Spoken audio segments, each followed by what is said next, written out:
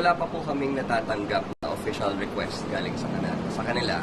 Ang alam lang namin, nakita rin namin yung mga news reports galing Indonesia media regarding that. Pero wala pa po kaming nare-receive na request at ang proseso po kasi dyan ay dadaan po talaga yung mga official communications, especially from authorities abroad, sa DFA, sa Department of Foreign Affairs. So, sa kanila lang kami makikinig kung meron silang request na i-forward sa amin. Pero as of right now, wala pa pong request na gano'n.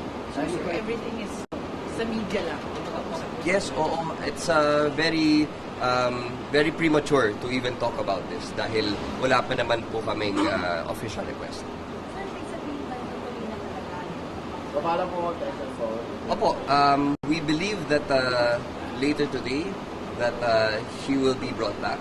Especially na yun po yung mga naririnig nating indications from the Indonesian government that they have been cooperative and they will be cooperative throughout this whole process.